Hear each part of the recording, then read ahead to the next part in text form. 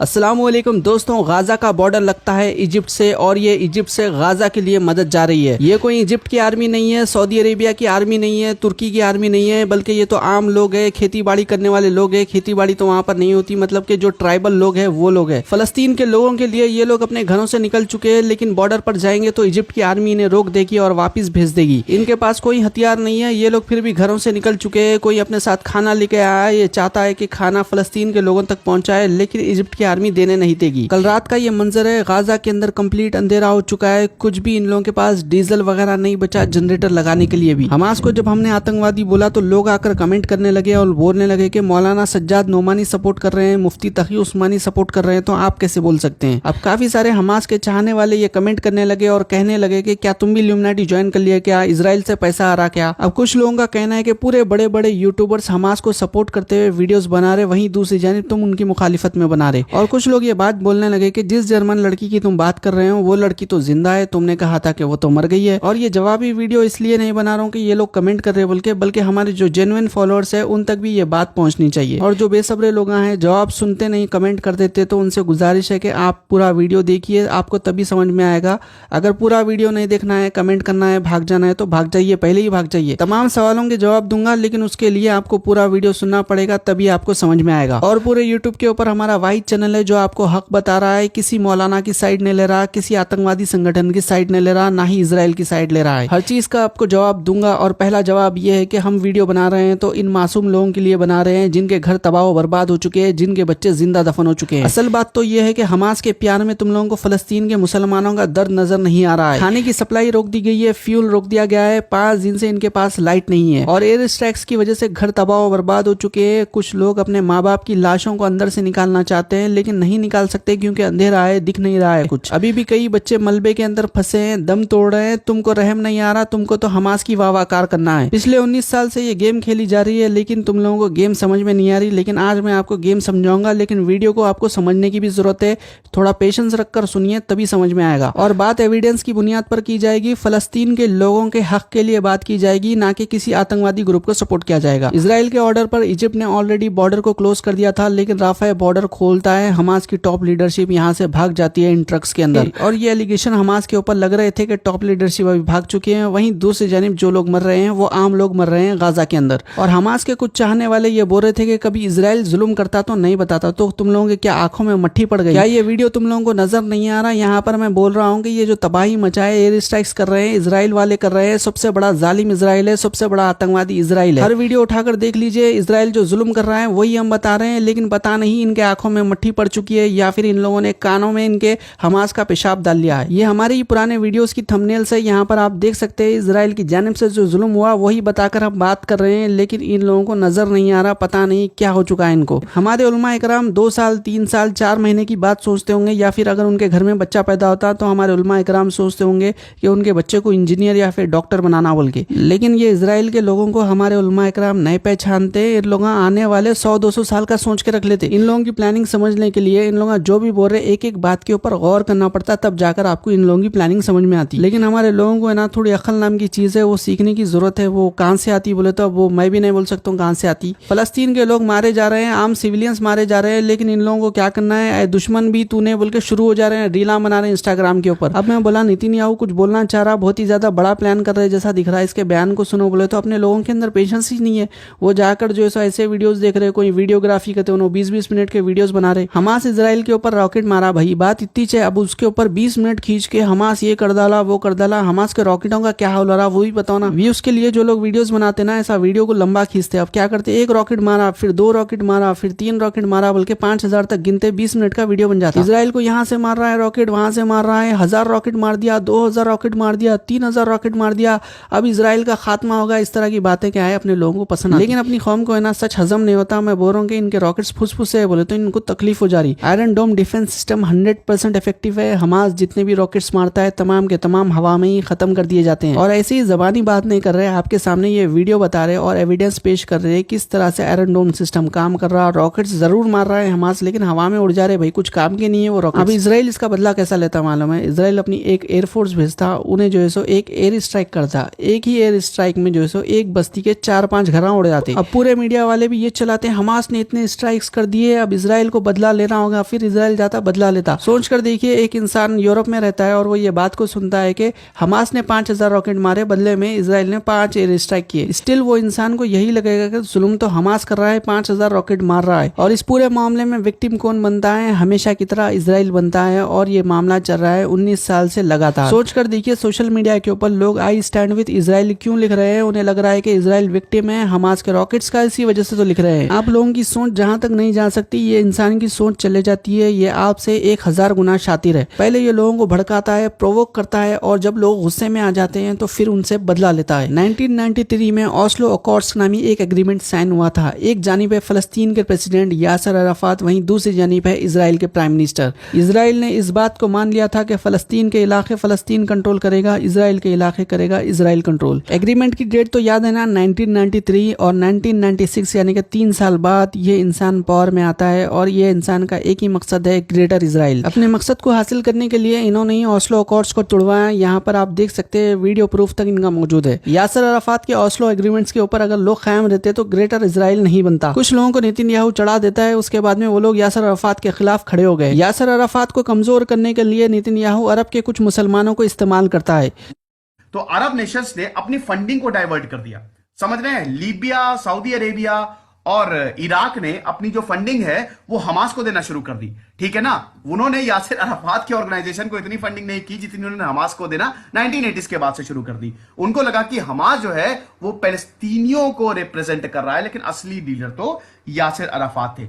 लेकिन फलस्तीन के लोग तो यासर अराफात को सपोर्ट कर रहे थे, इसी वजह से यासर अराफात कमजोर नहीं हुए, इसी वजह से यासर अराफात को मरा दिया जाता है। अब देखिए, इनको मरवाया किसने होगा? जिन लोगों को फायदा होगा। यासर अराफात का इंतकाल 2004 में होता है। 2006 में यासर अराफात की पार्टी इलेक्शन होता है, उसके बाद में हार जाती है। लेकिन जिन इलाकों में यासर अराफात की पार्टी फतह जीती थी, उन इलाकों के ऊपर भी हमास जबरदस्ती कब्जा कर लेता है। फतह दरअसल एक पॉलिटिकल पार्टी है जो कि यासर अराफात की पार्टी थी। और जब हमास गाजा के ऊपर कब्जा करता है, बाई फोर्स करता है, काफी सारे लोगों की जान जाती है उसमें। ये इस्माइल हानिया है, ये हमास का टॉप लीडर है। जबरदस्ती मुसलमानों के इलाके पे हमास ने कब्जा कर लिया था। इसी वजह से महमूद अब्बास जो कि प्रेसिडेंट थे उस वक्त के, अभी भी ये फलस्तीन के प्रेसिडेंट है, प्राइम मिनिस्टर इस्माइल हानिया को अपनी पोस्ट से ये हटा देते हैं, क्योंकि इस्माइल हानिया गाजा स्ट्रिप के ऊपर जबरदस्ती कब्जा कर लेता है, काफी सारे मुसलमानों को मारता है। इजराइल के पास इतनी ताकत है, 2006 में ही अगर ये चाहता तो हमास को उखाड़ फेंक सकता था, लेकिन इजराइल ने ऐसा नहीं किया, क्योंकि इसका एजेंडा सर्व कर रहा था हमास। ये इंसान बहुत ही ज्यादा पावरफुल इंसान है। डोनाल्ड ट्रंप ने क्या किया था? एक प्रपोजल लाया था, यहाँ पर आप देख सकते हैं, डील ऑफ द सेंचुरी बोल के, जहाँ पर फलस्तीन को एक स्टेट बनाने वाला था डोनाल्ड ट्रंप। लेकिन जैसा कि हम सब जानते हैं, ट्रंप को ट्विटर के ऊपर बैन कर दिया गया, फेसबुक के ऊपर बैन कर दिया गया, यहाँ तक कि उसका यूट्यूब का चैनल भी डिलीट कर दिया गया। ग्रेटर इजराइल बनाने के लिए इन्होंने सोचा कि आजू बाजू कंट्री से हमें लड़ने की जरूरत नहीं है, वहाँ के जो पोलिटिकल लीडर्स है उनसे ही डील कर लेते हैं। सऊदी अरब के अगले किंग मोहम्मद बिन नायफ होते, लेकिन यहाँ पर मोहम्मद बिन सलमान बन गए। सद्दाम हुसैन इराक में बैठकर बोला था इजराइल को जला दूंगा, सद्दाम हुसैन इस दुनिया में नहीं है। ऐसा लगता है कि हमारे उलमा इकराम कुछ अखबार पढ़ते हैं, बीबीसी देखते हैं, काफी सारे हमारे जो उर्दू मीडिया वाले हैं वो भी हमास के सिंपैथाइजर्स है, इसी वजह से हमास का सच आपको नहीं बताते। 2 महीने पहले का ये प्रोटेस्ट है, ये फलस्तीन के मुसलमान है, हमास के खिलाफ लड़ रहे हैं। ये हमास को पत्थरों से इन्होंने मारा, वीडियो सोशल मीडिया के ऊपर मौजूद है। जो मौलवी लोग ये कह रहे थे कि ये लोग लड़ने के लिए तैयार है, अपनी जान देने के लिए तैयार है, ये लोग ये बयान दे रहे हैं, ये लोग यहाँ पर ये नारे लगा रहे हैं कि हम एक आम जिंदगी जीना चाहते हैं, कहाँ है हमारी इलेक्ट्रिसिटी,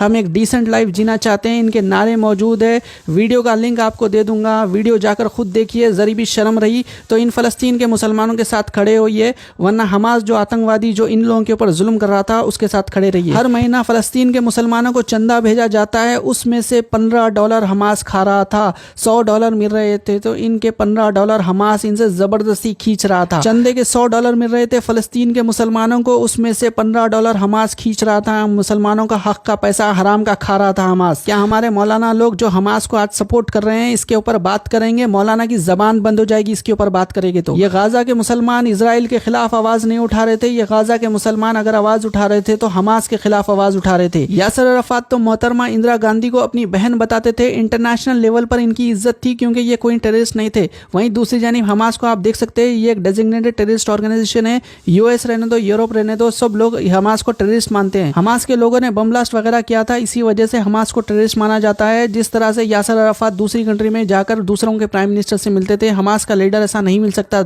अमेरिका भी नहीं जा सकता। अगर जाएगा तो अमेरिका वाले गिरफ्तार कर लेंगे उसको। और कुछ लोग तालिबान से इसको कंपेयर कर रहे थे। देखिए, तालिबान ने भी पीस एग्रीमेंट साइन किया था। जब तक आप इंटरनेशनल लोगों से बात नहीं करेंगे, एग्रीमेंट नहीं करेंगे, जंग का रास्ता अपनाएंगे, कुछ फायदा नहीं निकलेगा। पीस एग्रीमेंट से ही फायदा निकलता है। पीस एग्रीमेंट आज अफगानिस्तान में हुआ है, इसी वजह से अफगानिस्तान से यूएस जा चुका है। कंसेप्ट समझिए, इजराइल जानता है कि ये लोग कमजोर देश हैं, इन्हें उत्तेजना दिलाओ और जैसे ये लड़ने के लिए आएंगे, मारो, भयानक जमीन कब्जा लो। ये जो जुल्म हुआ था इजराइल की जानिब से हुआ था, हमने बताया। इजराइल का जुल्म क्या हम नहीं बता रहे, हम बराबर बता रहे, सबसे पहले बता रहे। और वहीं दूसरी जानिब आप लोग यहाँ पर देख सकते हैं, ये फलस्तीन के गाजा के मुसलमान हैं। गाजा के मुसलमान किसके खिलाफ प्रोटेस्ट कर रहे थे? हमास के खिलाफ नारे लगा रहे थे। हमास हमेशा से फुसफुसे रॉकेट मारता है, जिसके बदले में फिर इजराइल मारता है। तो किस तरह से मारता है, नंबर्स देखिए, खाली नंबर्स देख कर आप हैरान हो जाएंगे। हजारों लोग मर रहे हैं। क्यों मर रहे हैं ये लोग? इनकी क्या गलती है ये लोगों की? ये लोग क्या जिंदगी नहीं जीना? इजराइल के बॉर्डर के पास अगर एक झुंगुर भी उड़ते हुए आता तो इजराइल को मालूम हो जाता है इजराइल की टेक्नोलॉजी इतनी मौजूद है। कभी उनके बॉर्डर के वीडियोस देखो, आपको मालूम होता। और इस तरह से पैराग्लाइडर्स लेकर आए तो इजराइल वाले हवा में ही छन्नी कर देते। उनके पास हथियार थे, हर चीज उनके पास मौजूद थी। उनके बॉर्डर के ऊपर क्या फोर्स नहीं थी? और हमास का जो मेन टारगेट था, ये रेव पार्टी टारगेट थी। इस मासूम बच्ची को मार दिए, नंगा कर इसकी बॉडी को जो सो फिराए। फिर अब झूठी खबर फैला रहे कि बच्ची जिंदा है। बच्ची जिंदा है तो क्या इसकी बॉडी को नंगा कर थूकते हुए फिराते क्या तुम लोग? जितने लोग इजराइल के अंदर मारे गए ये रेव पार्टी के अंदर, पूरे फॉरेनर्स थे। इजराइल के लोगों को नुकसान पहुंचाना हमास का मकसद ही नहीं था। अब देखिए, हमास के चाहने वाले जितने भी है, इन लोगों का झूठ देखिए आप। पहले ये बच्ची को जो है आईडीएफ का सोल्जर बनाकर वीडियोस फोटोस वायरल करे। कुछ व्हाइट कपड़ों पे एक फोटो वायरल कर बोल रहे थे कि ये बच्ची की फोटो है, बोल के ये झूठ बोले लोग। बाद में फिर क्या है, इसकी अम्मा का वीडियो बताकर बोल रहे कि इसकी अम्मा गलती से बोल दी कहते हैं जिंदा है बोल के। तो इसकी अम्मा की स्टेटमेंट को इन लोग जो आधार बना रहे। तो मैं इनसे पूछना चाहता हूँ, बच्ची जिंदा है ना भाई? तुम्हारे कंट्रोल में है ना? वीडियो रिलीज करो बच्ची का। और ये लोग इतना नीचे गिर सकते हैं और बोल रहे थे कि बच्ची कम कपड़े पहनी। अरे बच्ची कम कपड़े पहनी थी। बच्ची अगर होश में नहीं थी तो तुम्हारे कपड़े उतार के डाल देना था। कैसा बच्ची का वीडियो बनाते तुम लोग? 1 साल 2 साल 3 साल बोले तो अलग बात है। जब से तुम लोग पावर में आए, तुम लोग एक जने का भी फायदा नहीं करे, जबरदस्ती मुसलमानों के ऊपर जुल्म करे। हमारे फलस्तीन के लोग जब इनके खिलाफ प्रोटेस्ट करे तो उनको मारे। अब देखिए, अब हमारे फलस्तीन के भाइयां बहना रो रहे क्योंकि किसी के घर में किसी की माँ का इंतकाल हो चुका है, किसी के घर में किसी के बहन का इंतकाल हो चुका है। जमीन के अंदर से लाशें निकल रही है, मलबे के अंदर से लाशें निकल रही है। किसकी वजह से निकल रही है? हमास के हिजड़े इजिप्ट के जरिए से भाग चुके हैं। हमारे आम लोगों को मरने के लिए छोड़ दिए इन लोग। ऑलरेडी खतर लोगों को पैसे दे रहा था वहां के, लेकिन हमास के लोग उसमें भी हराम का पैसा खा रहे थे। अब ग्रेटर इजराइल बनने के लिए जो नेतन्याहू की ख्वाहिश है वो पूरी करने के लिए एरिया छोड़कर भाग चुके हैं। इजराइल की आर्मी अब इंटर होगी, ग्रेटर इजराइल बनेगा। यासर अराफात को मरवाने वाले कौन है ये भी जाकर आप तहकीक करिए, खुद से तहकीक करिए, आपको पता चलेगा। Here's Israel in 1948. It's a tiny country. Now look at what happens when we make peace between Saudi Arabia and Israel. The whole Middle East changes. Oh, a great blessing. The blessing of a new Middle East between Israel, Saudi Arabia and our other neighbors. Violence से दुनिया में किसी का कुछ भी फायदा नहीं हुआ। और तुम लोग जो तालिबान बोल रहे थे, तालिबान भी एग्रीमेंट करा था यूएस से, तभी जाकर यूएसए निकला है अफगानिस्तान से। हमास के अटैक के बाद में जो $6 बिलियन ईरान को अमेरिका दिया था, उसके ऊपर सवाल उठ रहा। ये टाइम्स ऑफ इंडिया वाले इस बात को उठा रहे, कोई मुसलमान मौलाना नहीं उठा रहे। चाहे मौलाना रहने दो या फिर वो वीडियोस बनाने वाले रहने दो, जो कोई भी हमास को सपोर्ट कर रहे हैं, उनके वीडियोस को लोग वायरल कर रहे हैं। क्यों कर रहे हैं? क्योंकि उनको खुशी मिल रही है ये देख करके हमास अटैक कर रहा है इसराइल के ऊपर, इसराइल से बदला ले रहा है, समझ रहे हैं। लेकिन बड़े प्लान को ये लोग समझ नहीं पा रहे हैं और कहीं ना कहीं ग्रेटर इजराइल बनने में ये लोग जो हेल्प कर रहे हैं, हमारे ही लोग हेल्प कर रहे हैं। और ये दज्जाल का वक्त आ चुका है समझिए, क्योंकि लोगों को हक बात समझ में नहीं आ रही। बिना रीजन के अगर इजराइल के टैंक्स गाजा के अंदर इंटर होते तो दुनिया, तमाम दुनिया जो आज कह रही है कि आई स्टैंड विद इजराइल, वो लोग कहते थे आई स्टैंड विद फलस्तीन। ये रीजन कौन दे रहा है? किससे हराम का पैसा खा रहा है, मुसलमानों के ऊपर जुल्म कर रहा है। तमाम चीजें मालूम होने के बाद भी आप ऐसे लोगों को सपोर्ट कर रहे हैं, तो आप सोचिए कि आप कितने बड़े दुश्मन है मुसलमानों के। जंग के नाम पर इन मासूम बच्चों को शिकार मत बनाओ। ये मासूम बच्चे अभी दुनिया भी नहीं देखे, इनको जीने दो। खतर के अंदर बैठकर ये एंजॉय कर रहा है। हमास के आतंकवादियों का ये लीडर है, अपनी कंट्री छोड़कर भाग चुका है। इसके ऑर्डर्स पर सब हो रहा है। इजराइल से भी गुजारिश करते हैं कि जाकर खतर में इसको पकड़े, क्यों मासूम लोगों को मार रहा है। इजिप्ट के मुसलमानों ने गाजा के मुसलमानों का रास्ता रोक रखा है। ओआईसी की मीटिंग होगी तो उसमें ये लोग डिस्कस करना चाहिए, ये बॉर्डर खोल देना चाहिए ताकि लोग वहां से निकल सके। यहाँ पर आप ऊपर देख सकते हैं ऑलरेडी लोग यहाँ गाजा स्ट्रिप के बॉर्डर पर ठहरे हुए हैं। ये जो सीनाई पेनिनसुला है पूरा जो है सो डेजर्ट का इलाका है, यहाँ पर कहीं पर भी उनको बसाया जा सकता है। लेकिन जहाँ तक इसराइल की बात है, इसराइल तो रुकने वाला नहीं है। वो ऐसी मीटिंग कर ले, दुनिया मीटिंग कर ले। आप लोगों की क्या राय है इससे मुतालिक कमेंट जरूर करिए। इंशाल्लाह अगले वीडियो में मुलाकात होंगी। अल्लाह हाफिज।